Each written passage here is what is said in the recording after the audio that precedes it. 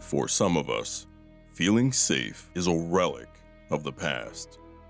Today, we'll be covering 3 different and disturbing stalking stories. The first story in particular is very unsettling. This is a throwaway account, as I want to keep this a secret from my partner. I lived alone in a small house, in a small town in New Zealand, far away from the biggest region, Auckland. This all happened around 6.5 years ago, so some parts may be altered, as I can't vividly remember this incident, when quite frankly, I should. This was one of the scariest incidents that had occurred in my lifetime, even until now. It all started when one morning I decided to open my front door to go and buy groceries I had forgotten to purchase from the local market. It opened around 8:30 a.m. every day, even on weekdays.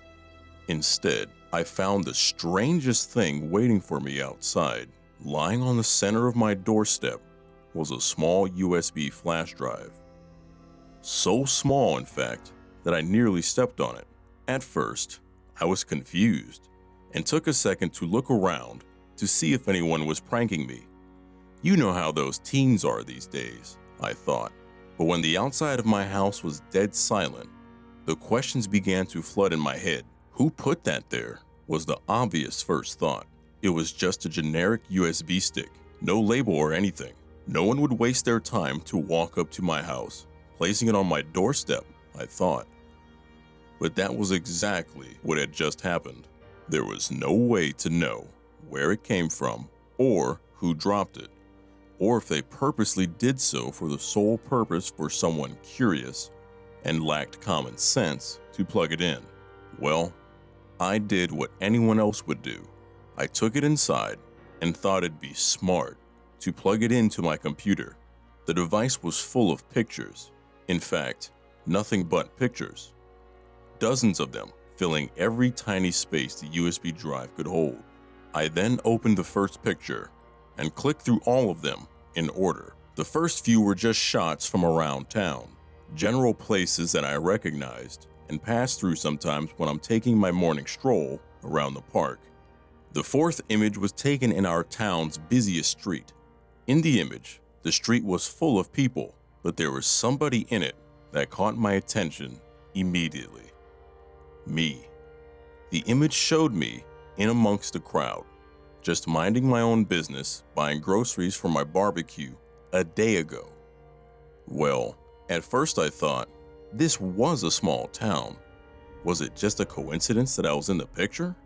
The fifth image had been taken on the same day. Again, it was taken in our town, and again, I was in it. The photographer was closer to me this time, a little too close, I thought. Whoever had taken these pictures of me, I hadn't noticed them at the time. Next came several more pictures of me in various locations around town. Then something more chilling. A photo of a house. My house. It was nighttime in that image, and the living room light was on. I clicked through the next image. It was another image of my house, this time taken even closer. Through the living room window, you could see me sitting on the couch on my phone. I could tell from the clothes I was wearing that it had been taken the night before, right after I'd taken a shower. I had no idea somebody had been outside watching me. I kept clicking through the images on the drive, photo after photo of me inside my house, taken from just outside my window. Because it was so light inside and so dark outside, I was totally unable to see that somebody was watching me from out there. I couldn't see them, but they could see me clear as day. They didn't even need to use the camera light. After 20 or so pictures of me just inside my house, there came a real curveball, an image taken from inside my hallway. The man or woman or whoever that was taking pictures of me had been inside my house the night before. There were photos of my living room, now lightless and empty, obviously taken after I'd gone to sleep. Photos of my kitchen, of my dining area, my stairwell, and several taken as the unknown figure ascended my stairs towards where I was sleeping. My brain started to run wild with thoughts about who had been following me. Had I wronged someone in the past? Said something wrong to the wrong guy? Was this just some weirdo who decided to target me? Were they armed when they came to pay me a visit? Whatever the case, somebody had come inside my house at night and taken pictures of all my rooms, including my bedroom. The second to last picture was of me, fast asleep in bed, totally oblivious to the person in my home. The final image was just a handwritten note, framed in close-up. The message simply read, "Never hide a spare key under your doormat. I have since moved."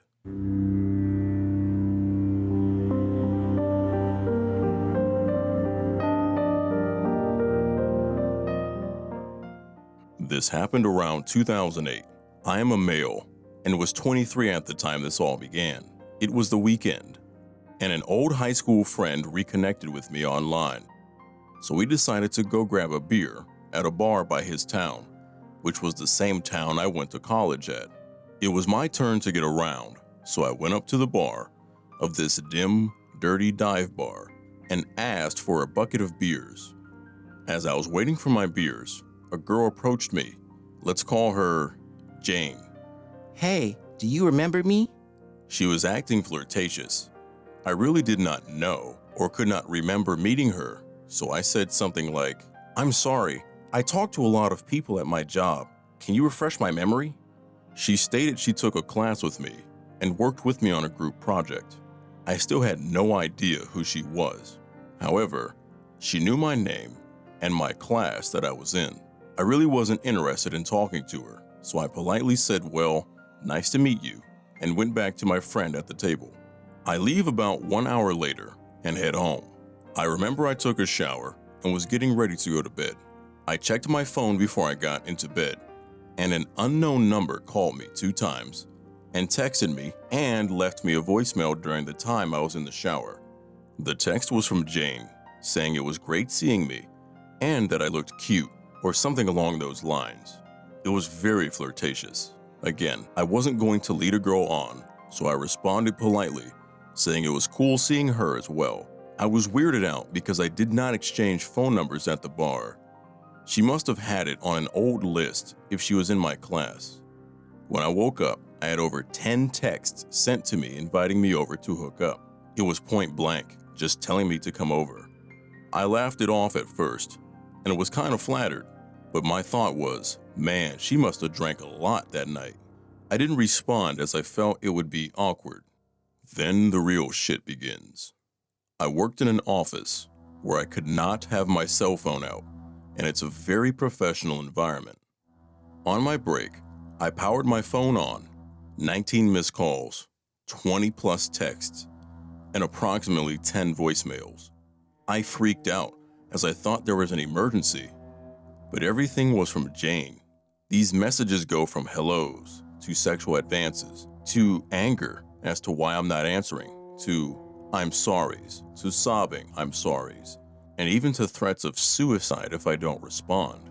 I was beyond freaked out, but I texted to see if she was okay or needed help. She texted me as if it was the greatest day of her life because she heard from me. I then let her know I felt her messages were inappropriate and that I didn't want to give her any feelings that I wanted to date her. I was young and wanted to experience dating, but not with her. From the beginning, this was just so odd to me. She began to go through cycles of anger, seduction, sadness, happiness, etc. I began getting 40 plus calls and messages. I decided it would be best to just stop responding at this point. This went on for over a week, day and night, calls and messages. Then one message caught my eye. She mentioned where I work. I never told her this. There was a Wendy's a stone's throw away from my job. I got paranoid leaving work, thinking she was following me. I drive around for a while before going home from work. I remember sending her one last message, stating if she contacts me again, I would call the police. At the time, I had to pay a monthly fee on my cell phone to have the number blocked, but I never heard from her again.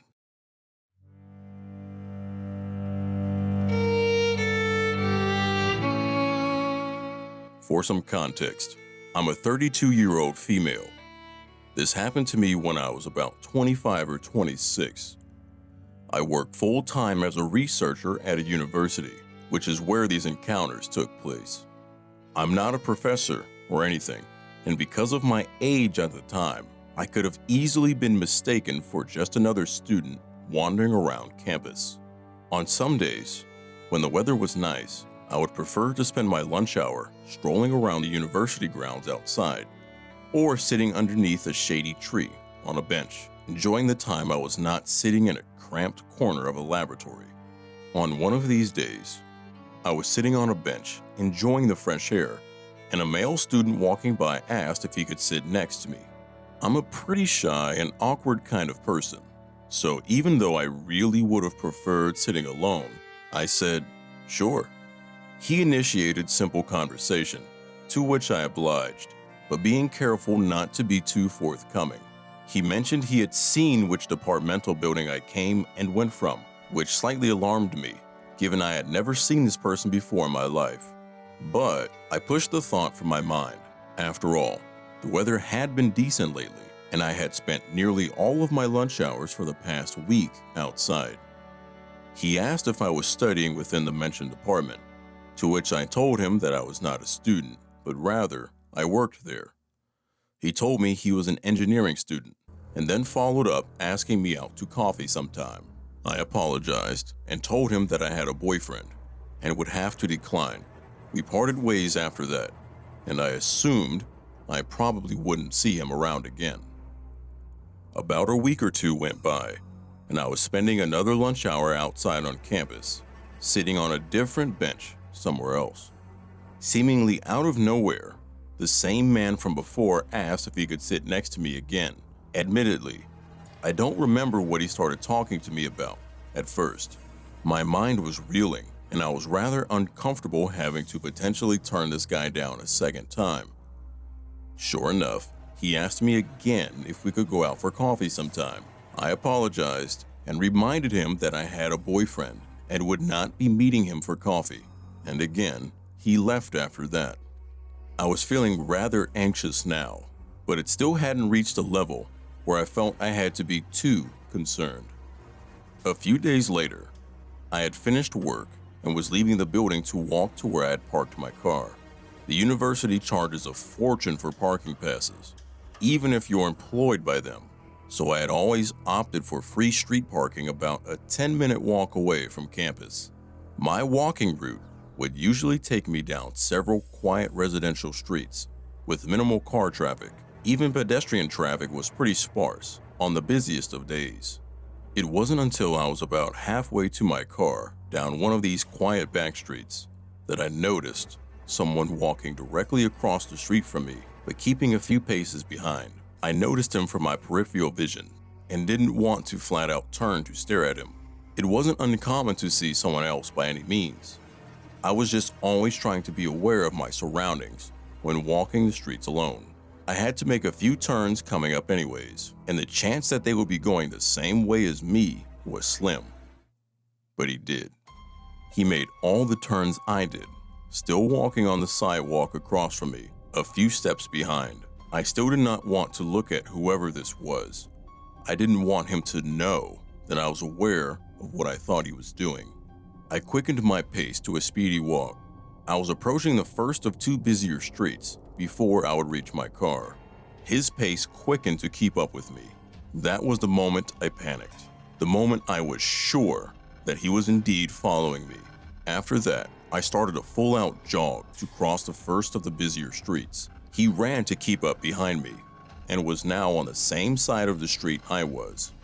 I was now nearly at my car. I had to cross the last busy street and get about 100 meters, and I would be there, but it was crossing the street that worried me. I often had to stop and wait a good minute or so before it was clear enough to do so. If this were the case, he would catch up with me. As if the stars aligned, as soon as I made it, Running to the busy street, I had a gap to cross. I booked it as fast as I could, finally turning around once I had made it, to look and yell at the man who had been pursuing me. It was him. I could have suspected, but now it was confirmed. It was the engineering student whom I had turned down for coffee. Stop following me! I yelled at him from across the busy street. Can I just talk to you? He yelled back. I didn't even answer him. I mean, the answer should have been obvious from the start, and I was certainly never going to give my time to someone who had just followed and then chased me for about a kilometer. I keep moving quickly to my car, so determined to get the hell out of there that I didn't even care if he saw which car was mine. He had given up following me and never tried to cross the road, to my relief. I got home and broke down. I mean, worse things had happened to other people, no doubt, and I was not harmed, fortunately, but I was shook. I had some anxieties walking to and from work after that. It wasn't long before a coworker and I would walk most of the distance back to our cars together after work. I even changed where I started parking for a time. A few weeks had passed since the incident, and I had not seen him around campus at all. I had started spending my lunches in the lab instead of outside, but occasionally I would go to the student center to buy lunch instead. This one particular day, the food court in the student center was packed, almost shoulder to shoulder. I was standing in line at a burger stall, and I heard a guy try and get someone's attention through the crowd. I look up, and it's him again, waving to me and trying to make his way through the people. I panicked, and even though I'm terribly shy, I started a scene and yelled to him to leave me the fuck alone. His face dropped instantly as people stared at us, and he slinked back into the sea of students. My heart was pounding, and I was shaking. I don't even remember if I ended up getting food after that. I went back to work, and from then on, was even more focused on my surroundings than I ever was before. It's been 5 or 6 years since then, and I still work at the university. I am so relieved to say I never saw him again after the food court, and haven't had any other harrowing accounts on campus. I am still diligent about being aware of my surroundings, especially when I have to walk to and from campus alone. I never asked the guy his name, so I couldn't even report an incident to campus police or anything. All in all, I'm just glad I never saw him again, and I can only hope he never did this to any other girl before or after me.